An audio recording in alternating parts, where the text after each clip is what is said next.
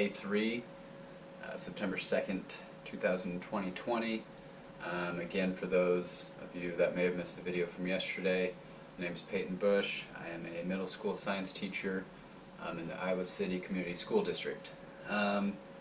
Just documenting my 2020-2021 school year and what it's like teaching through COVID, online, hybrid or remote, online, hybrid or in-class, models. Again, just doing this, share thoughts, feelings, what we're doing, everything else in between. I just wanted to share what we did today. So like I mentioned, the first week that teachers are really back, we don't really have students, we just go through meetings, professional development, new things to try to implement for the school year, etc. Today we had the privilege of having a guest speaker. His name is Anthony Mohammed. He grew up in Flint, Michigan. He's an author, CEO. He was a middle school teacher. He's been an assistant principal, a principal, and a bunch of other things. The book that we really were discussing of his today was Transforming School Culture, Overcoming the Achievement Gap, which he wrote in 2016. I just took notes as he spoke. He spoke most of the day from about 8 o'clock to about 1:30. Made a couple breaks in between and had lunch as well.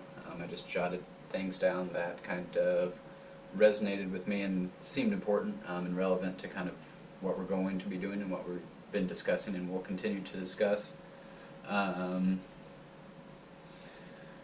He's traveled all over the world, worked with many schools from not just North America but Asia, a couple in the Middle East, South America, again just all over the world.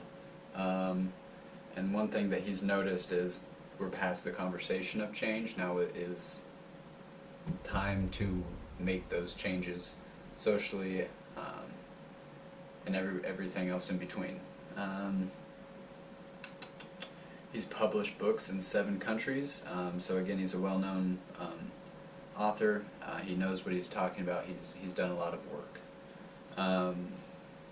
It was interesting, I guess, leading into it. He had a couple of things straight off. He said that the meeting would make some of us feel uncomfortable. Today will be difficult for people who are offensive, and he explained that that's not a word, yes, but it's a word that he and his colleagues have made up, where you're overly sensitive and easily offended, because it was. I mean, today was an eye-opening day. We talked about systemic racism in the public school system and changes that need to be and should be happening to help minority groups and people of color have the fair chance at a free education that non-minority groups have. Again, like I mentioned, now is the time for action, no more conversation. It's time to make change for people with physical and mental disabilities, people of color, immigrants, and other oppressed people. And that's something that, I mean, should resonate with a lot of people, is that there's still, regardless of what we think, there's still a lot of barriers for people with physical and mental disabilities. There's obvious barriers still today of people of color and immigrants and other oppressed people as well. It doesn't have to be just those that I wrote down and listed. Other notes. Harvard is actually studying to solve the achievement gap. The achievement gap, performance gap is defined by gender, race and ethnicity, language, disabilities, socioeconomic status, and then they also look at your test scores, dropout rates, GPA, college enrollment, and if you actually finish college or not. One thing that he really wanted to resonate and hone in with us, that it's not just an Iowa problem, it's not an Iowa City problem, it's really a United States problem and pretty much a world problem of how things are set up. One thing in America, 1 out of 3 schools that are minority students offer only 1 chemistry class.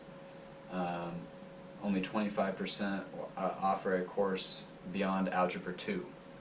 So when you think about that, that alone in itself already creates a big gap between minority groups and your white and Asian communities. That right there, those 2 stats really stood out to me. That just is mind-blowing. I didn't understand. I was ignorant to the fact of the differences between minority majority schools and majority minority schools, and so it's, wow, it was really eye-opening.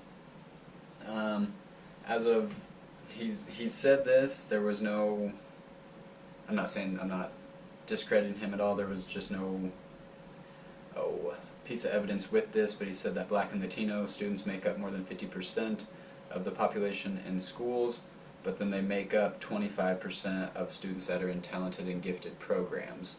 And that's just because there's lack of funding, there's lack of programs, there's less exposure to those people.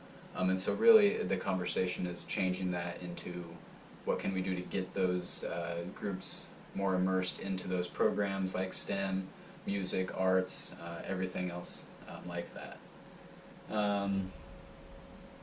The United States has a huge teacher shortage, and that's where a lot of the problem is coming from.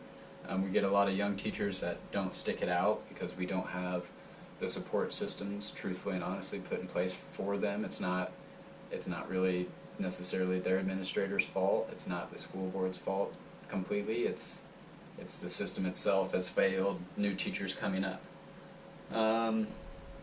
Another thing that he said, everybody loves equity until it comes to put the work into equity, and that's true. A lot of people like to walk the walk, but not necessarily talk the talk. Actually, flip that. A lot of people like to talk about equality, so they talk, they don't walk the walk. Excuse me. It's been a long day of meetings. So the school system we have now is, I mean, we choose the talented and the gifted, and we push them on this accelerated track, and then everybody else gets broken down into smaller groups of disparities and trying to get them caught up or put on track. And it's very, I mean, the numbers show it's very white and Asian dominant compared to the rest of the ethnic groups. Talked about different mindsets. We have superiority mindset, victim mindset, and then we talked a little bit of the libertarian mindset. This superiority mindset is you're not really willing to give up your privileges for the betterment of everybody. So there's a couple things that come with that. You have the need to feel superior. That's somebody in this mindset. They always have to feel like they're better than somebody else. Competition, you're always comparing one group or one thing to another. That's just sometimes some people's innate just coding. And then they're just standard bearing, so they're born into the system. They haven't really thought much about the system, and so they just believe because that's what worked for them, that's the best possible way for everybody else. And then he just had a quote in there, again another quote, just that racists are the minority, not the majority, and that's important to kind of keep in mind and remember moving forward. So the victim mindset components, they act irresponsible.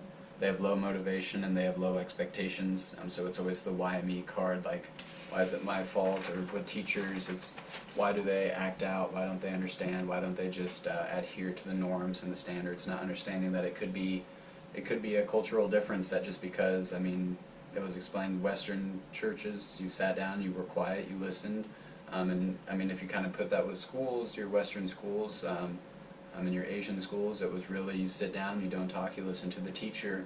But when you have a clash of styles like that and cultures, that's where we have a lot of things arise and problems show up, because we have the disconnect between cultures and the misunderstanding between differences of people and how they celebrate different occasions and how they show appreciation and how they contribute to conversations and group work and things like that. You don't have to be rich to have high standards, and that's extremely important in the area that where I'm in right now. Is we have a lot of students who are low on the socioeconomic status chart, and so just because they're low there doesn't mean you need to lower your standards, your expectations, your goals for them. You should keep them high and help support them, reach them, and get them, because that's part of the job. That's why you sign up to do what you do. If somebody is confident, they will do and perform better than somebody who isn't. And that's true. I mean, if I'm an athlete, I was an athlete, I guess. If you think you're going to win, I mean, you play with a little bit more swagger, you play with confidence, obviously. You trust yourself, you trust your teammates a little bit more. but if you don't, you play tight, you're not playing as fun, you don't trust yourself or your teammates as well, so then ultimately you don't do as well. And then libertarian mindset, he didn't go into a lot of time or a lot of detail in because we ran out of time, but this is somebody that believes in equality, and that's equality is, I mean, understanding it's different for everybody, but everybody gets an equal chance to succeed and have success. Responsibility, so understanding it's our responsibility to make change and be that good for not just students, but I mean the world as well. And then you got to advocate, and I mean you got to be an ally. You have to fight for men, women, white, black, Asian, Latino, everybody. I mean that's more important now than ever. Again, it's everybody's past the point of conversation. Now it's time for action, and that's essentially what needs to be done.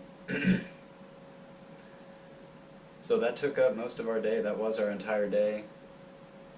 There are a lot of points that I may have missed that would be important talking points, I'm sure. But this was a good day, good meeting, a lot of insight. And again, I mean, it's exciting to see where things are going to go, understanding that maybe sometimes it's maybe better to teach people how to be people, and instead of forcing them to do math, science, or English all the time. So you got to grow as a person, you got to be challenged as a person, and it's nice to see that as educators we're finally having those tough conversations as well. So it's a beautiful thing to be a part of. Well, that's all I had today. I could have gone into it more. I just want to leave you with one more piece. Believing is the hardest thing to do for anybody. He shared a story about a neurosurgeon. She was black from a very poor school. Again, Algebra 2 was the highest math class offered. She didn't even know what a neurosurgeon was till she got to college, which was, she started in community college, and when asked later on what the biggest obstacle or challenge was for her, she said that actually believing in herself was the most difficult thing. It wasn't the classes, it wasn't the work, it wasn't the labs, it was actually deeply within herself believing that she could do it. And once she got over that, then everything else came pretty easy for her. So again, not every day is the best day, not every day are you going to believe in yourself, but you have to keep on constantly thinking positively. Again, have your best intentions, have good intentions. So be nice to your friends, wear your mask, drink your water, have a good day.